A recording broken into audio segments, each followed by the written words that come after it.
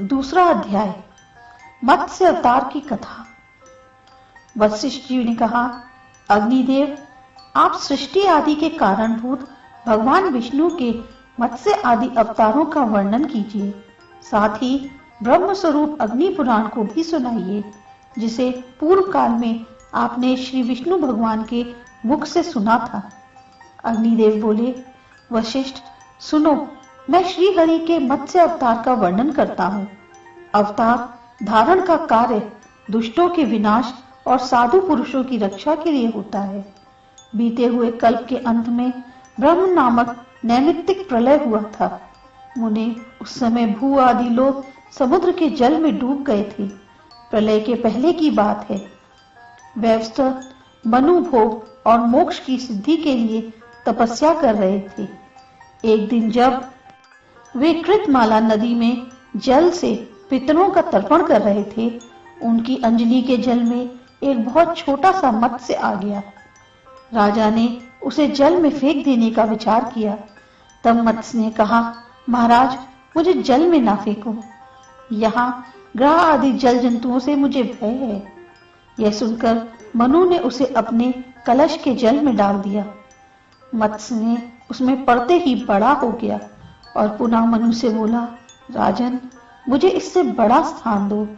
उसकी यह बात सुनकर राजा ने उसे बड़े जलपात्र में डाल दिया। उसमें भी बड़ा होकर मत्स्य राजा से बोला, मनो, मुझे कोई विस्तृत स्थान दो। तब उन्होंने पुनः उसे सरोवर के जल में डाला, किंतु वहां भी बढ़कर वह सरोवर के बराबर हो गया और बोला, मुझे इससे बड़ा स्थान दो। तब मनु ने फिर उसे समुद्र में ही ले जाकर डाल दिया। वहां वह मत्स्य क्षण भर में 1,00,000 योजन बड़ा हो गया। उस अद्भुत मत्स्य को देखकर मनु को बड़ा विस्मय हुआ। वे बोले, आप कौन हैं?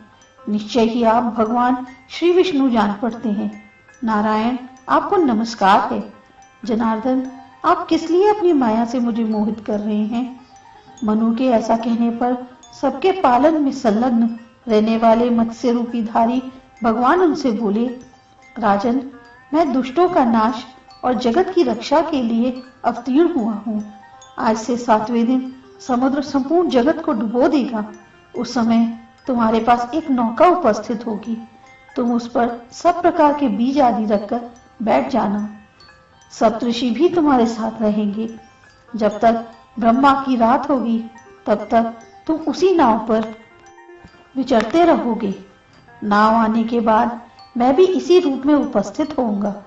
उस समय तुम मेरे सींग में महासर्पमयी रस्सी से उस नाव को बांध देना। ऐसा कहकर भगवान मत्स्य अंतर्ध्यान हो गए और वैवस्वत मनु अब उनके बनाए हुए समय की प्रतीक्षा करते हुए वहीं रहने लगे। जब नियत समय पर समुद्र अपनी सीमा लांघकर बढ़ने लगा, तब वे पूर्वोक्त नौका पर बैठ गए।